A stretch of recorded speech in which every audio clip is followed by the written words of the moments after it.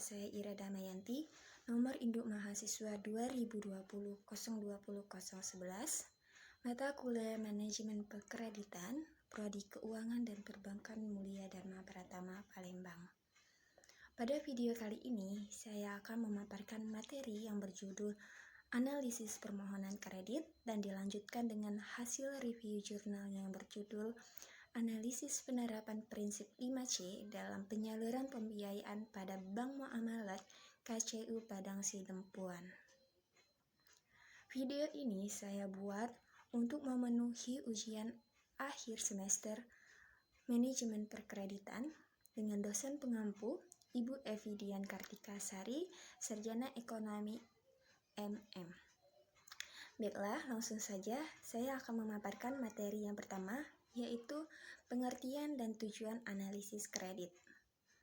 Pengertian analisis kredit adalah suatu analisis yang dilakukan oleh bank untuk menilai suatu permohonan kredit yang dilakukan oleh debitur. Tujuan analisis kredit yang pertama, 1. Untuk mencegah secara dini kemungkinan terjadinya default oleh nasabah. 2. Menghasilkan keputusan yang tepat atas pemenuhan kebutuhan calon debitur. Yang ketiga, sebagai acuan bank, apakah permohonan kredit diterima atau disetujui atau ditolak. Basel Capital Accord merupakan seperangkat peraturan yang dirancang untuk menjaga industri perbankan pada suatu negara agar tetap bisa berjalan dengan terkelola dengan baik. Dimulai dengan pembentukan The Basel Committee on Banking Supervision atau BCBS pada tahun 1974 oleh Gubernur Bank Sentral negara-negara G10 dan mengeluarkan aturan International Convergence of Capital Measurement and Capital Standard atau Basel I. Basel II adalah rekomendasi hukum dan ketentuan perbankan kedua sebagai penyempurna Basel I yang diterbitkan oleh Komite Bank yang ditujukan untuk menciptakan suatu standar internasional. Basel dalam pasal 2, nasabah atau obligor dikategorikan default apabila menurut Subagio 2017, 1. Tidak mau membayar kewajiban secara penuh, baik pokok bunga dan fee lainnya. 2. Terjadinya kerugian kredit dikaitkan dengan ketidakmampuan nasabah atau obligor dalam memenuhi kewajibannya. Ketiga, kewajiban nasabah telah jatuh tempo lebih dari 90 hari dari jangka perjanjian. 4. Nasabah dinyatakan bangkrut atau proteksi lain yang dilakukan sehingga pemenuhan kewajiban tidak terlaksana dengan baik. Prinsip 5C yang pertama itu ada karakter. Tujuan bank menilai karakter calon debitur untuk mengetahui bahwa calon debitur mempunyai keinginan untuk memenuhi semua kewajibannya atau membayar pinjaman sampai dengan lunas. Karakter ini merupakan faktor yang sangat penting untuk mengevaluasi calon debitur. Cara menganalisis karakter calon debitur antara lain: 1. Bank melakukan OJK checking. Yang kedua, bila calon debitur belum memiliki pinjaman di bank manapun, maka penelitian dilakukan dengan cara melalui pihak-pihak lain yang mengenal baik calon debitur, misalnya tetangga, teman kerja, atasan maupun rekan usaha. Ketiga, melakukan wawancara secara langsung dengan calon debitur. Yang kedua, capacity. Capacity ini tujuannya untuk mengetahui kemampuan calon debitur dengan cara memenuhi kewajibannya apabila bank memberikan kredit. Bank melakukan analisis capacity diantaranya: 1. Melihat laporan keuangan calon debitur untuk menganalisis dana calon debitur. Yang kedua, memeriksa slip gaji dan tabungan minimal 3 bulan terakhir. Yang ketiga, survei usaha calon debitur dengan melakukan pengamatan secara langsung. Yang ketiga, kapital. Kapital ini adalah jumlah dana yang dimiliki calon debitur yang akan disertakan dalam proyek atau program yang akan dibiayai. 4. Kolateral adalah jaminan atau agunan yang diberikan calon atas kredit yang diajukan. Dalam analisis kolateral dikenal dengan MAST. Yang pertama, marketability, mudah diperjualbelikan. Yang kedua, assertability of value, dapat memiliki standar harga yang pasti. Yang ketiga, stability of value, harga yang stabil. Yang keempat, transferability, mudah dipindahkan baik secara fisik maupun yuridis. Yang terakhir, condition of economy, merupakan analisis terhadap kondisi ekonomi calon debitur. Prinsip 5P. Yang pertama, party atau golongan. Yang kedua, tujuan atau purpose. Yang keempat, pembayaran atau payment. Yang keempat, kemampuan atau probability. Yang kelima, perlindungan bank menilai agunan yang telah menjadi jaminan kredit calon debitur. Prinsip 3P. Yang pertama, return. Dengan melihat hasil usaha calon debitur, dengan menganalisis rasio keuangan calon debitur. 2. Payment. Dengan menganalisis kemampuan calon debitur dalam menganalisis usahanya, melihat kemampuan perusahaan dalam menciptakan keuntungan. 3. Risk bearing ability. Bank menganalisis kemampuan calon debitur untuk menanggung resiko apabila terjadi kegagalan dalam usahanya. Analisis 6A. 1. Analisis aspek hukum. Bank memastikan validitas dan masa berlaku legalitas usaha calon debitur. Calon debitur ini terbagi menjadi perorangan, ada badan hukum seperti PT, koperasi, yayasan, badan usaha, CP, PD, UD. Legalitas usaha meliputi akte pendirian usaha, izin usaha, dan NPWP. 2. Analisis aspek pemasaran. Bank melakukan analisis terhadap produk, terhadap pesaing, strategi pemasaran, dan lain-lain. 3. Analisis aspek teknis. Bank menilai efisiensi perusahaan, produksi berdasarkan pesanan atau massal. Menilai cash inflow perusahaan. Aspek produksi terdiri antara lokasi pabrik, layout pabrik, proses produksi, ketersediaan bahan baku. 4. Analisis aspek manajemen. Struktur organisasi, job description, sistem dan prosedur, penataan sumber daya manusia, pengalaman usaha calon debitur dalam mengoperasikan perusahaan minimal 2 tahun. Yang kelima, analisis aspek keuangan. Yang pertama, liquidity, yaitu likuiditas perusahaan. Yang kedua, leverage, yaitu jumlah hutang usaha. Yang ketiga, activity, yaitu aktivitas transaksi perusahaan. D. Profitability, yaitu kemampuan perusahaan menghasilkan keuntungan. E. Analisis sumber dana dan penggunaan dana. 6. Analisis aspek sosial ekonomi. Bank menganalisis dampak perusahaan terhadap lingkungan, dampak terhadap lapangan kerja, terhadap pendapatan negara, dan tidak bertentangan dengan lingkungan sekitar. Selanjutnya, penggolongan kredit. Berdasarkan keputusan Direksi Bank Indonesia nomor 31 tanggal 12 November 1998 tentang kualitas aktiva produktif pasal 6 ayat 1 membagi tingkat kolektibilitas kredit dalam 5 jenis, yaitu 1. Kredit lancar atau golongan 1. 2. Kredit dalam perhatian khusus golongan 2, yaitu tunggakan lebih dari 1 hari. Yang ketiga, kredit kurang lancar golongan 3, yaitu umur tunggakan 1-3 bulan. 4. Kredit diragukan golongan 4, yang dimana umur tunggakan lebih dari 3 bulan bahkan sampai 12 bulan. 5. Kredit macet golongan 5, yaitu umur tunggakan lebih dari 12 bulan. Risiko perbankan menurut Irham Fahmi 2014.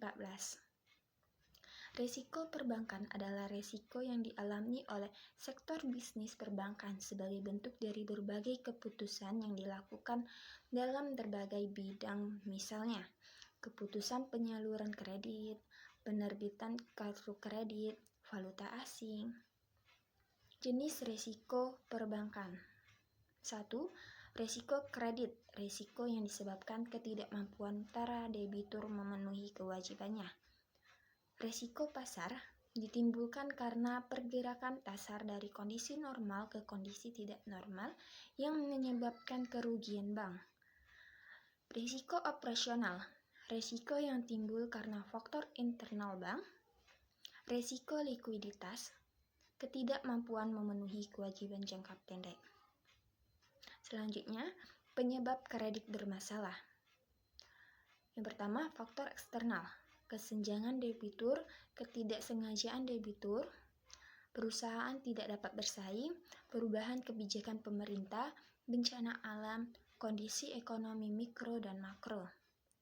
Sedangkan faktor internalnya adalah analisis petugas bank kurang tepat terhadap permohonan pinjaman debitur.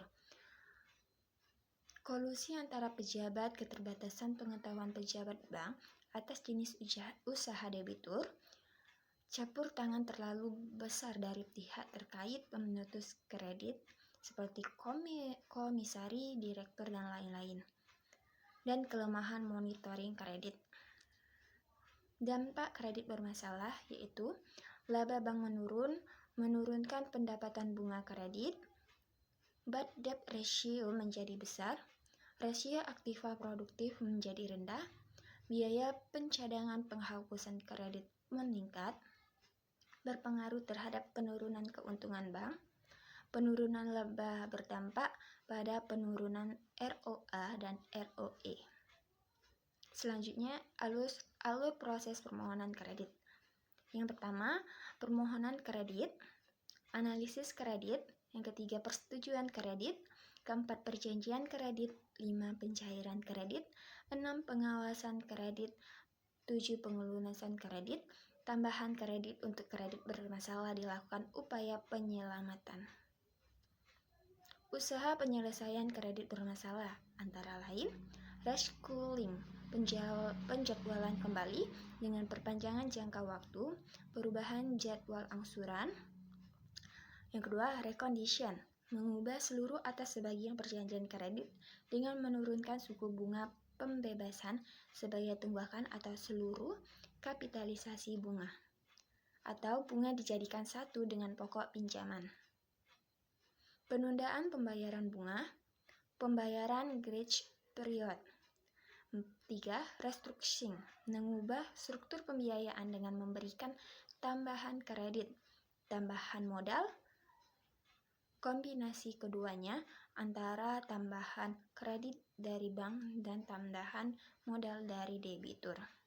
Upaya penyelamatan kredit bermasalah ada dua, yaitu kombinasi bank melakukan upaya penyelamatan dengan yang pertama restructuring dan rescheduling, yang kedua rescheduling dan reconditioning, yang ketiga restructuring dan reconditioning, yang keempat rescheduling, restructuring, dan reconditioning.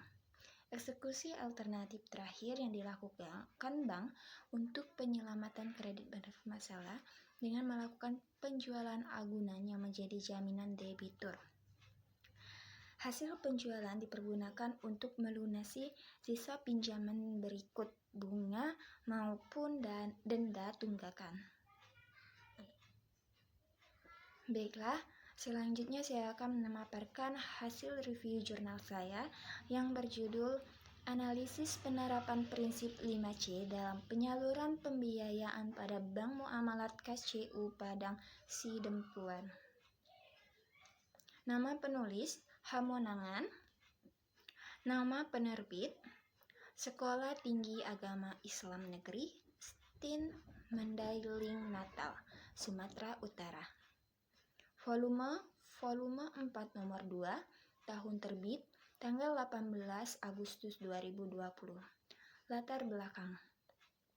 Kemajuan bank-bank syariah di dunia terlihat cepat mendapatkan kedudukan. Hal ini disebabkan sebuah kepercayaan di kalangan umat muslim bahwa bank-bank konvensional memiliki praktek-praktek riba yang diharamkan dalam agama Islam.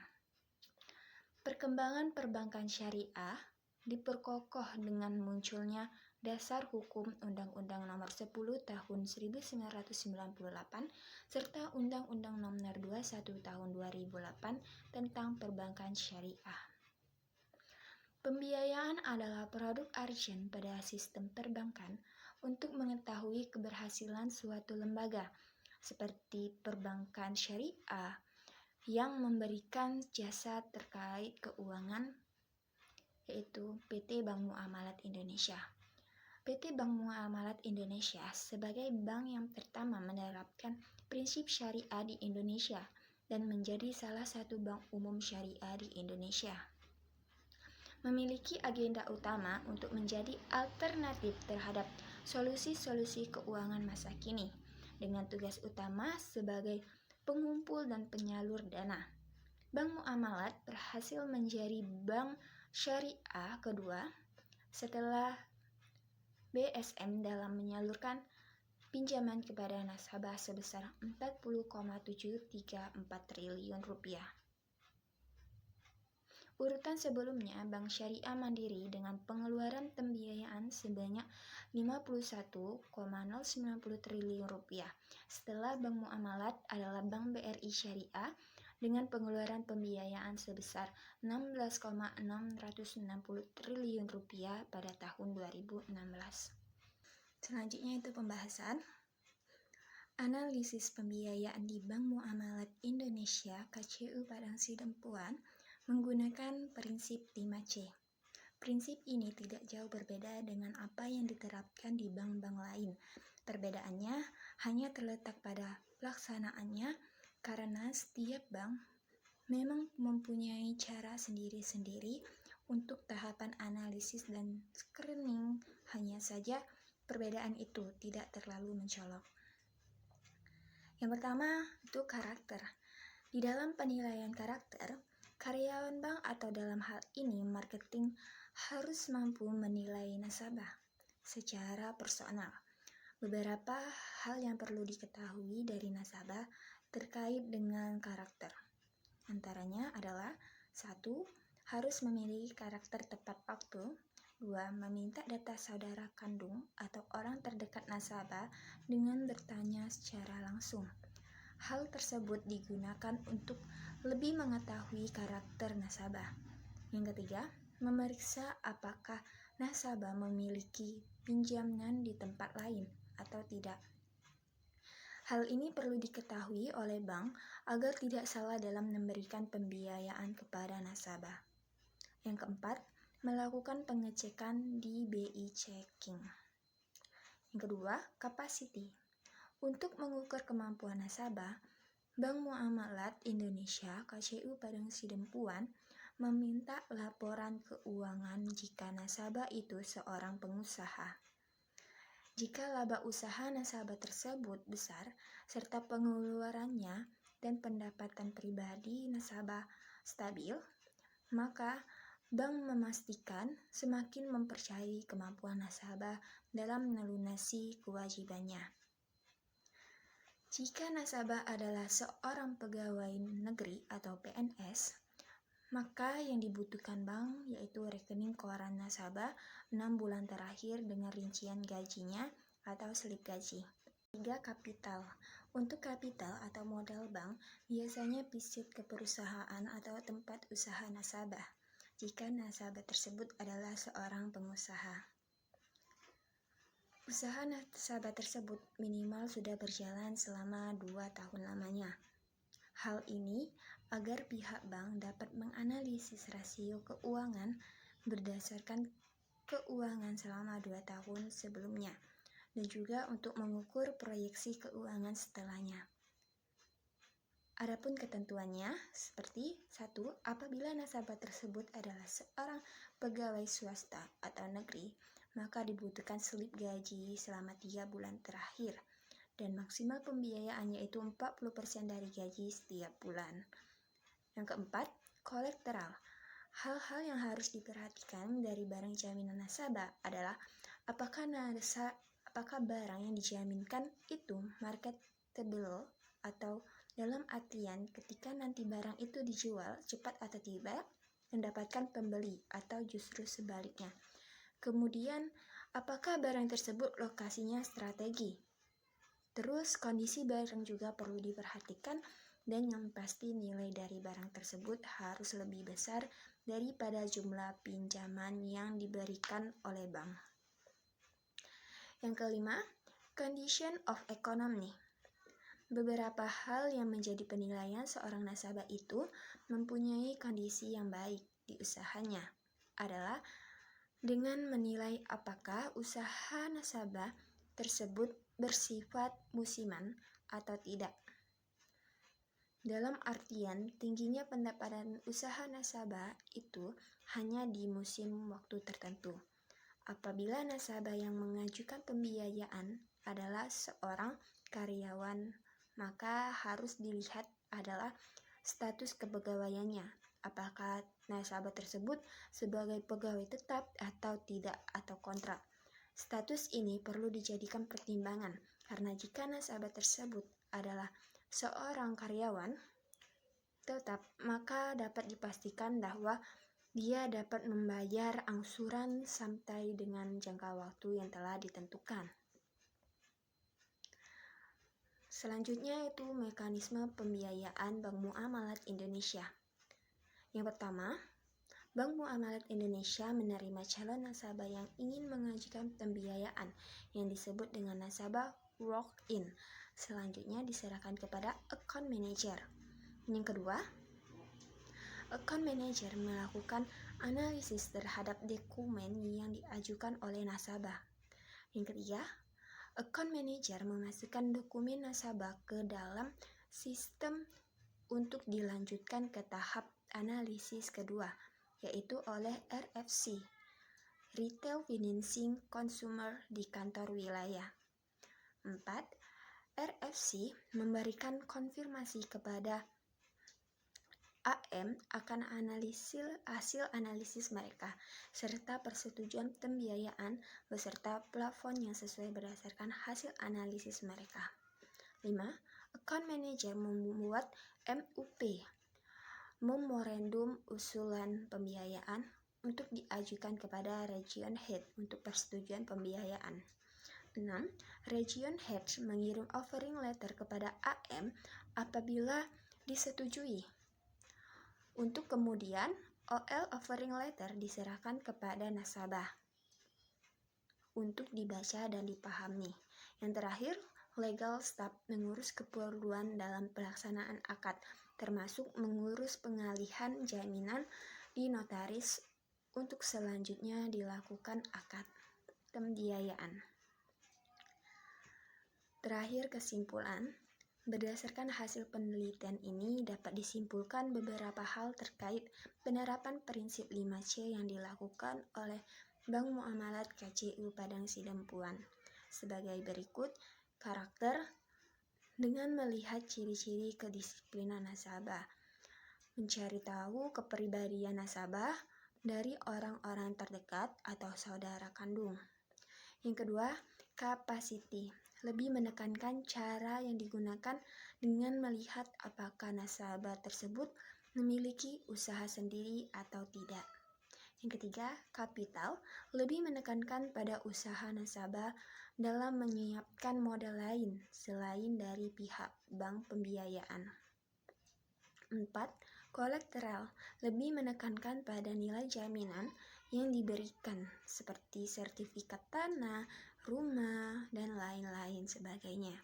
Yang terakhir, condition of economy, menekankan pada kesanggupan nasabah dengan beberapa situasi yang akan dihadapi. Baiklah, sekian materi dan hasil jurnal dari saya. Semoga dapat dipahami dan bermanfaat untuk teman-teman semuanya. Akhir kata saya ucapkan terima kasih dan maaf apabila ada kesalahan kata. Saya akhiri, wassalamualaikum warahmatullahi wabarakatuh.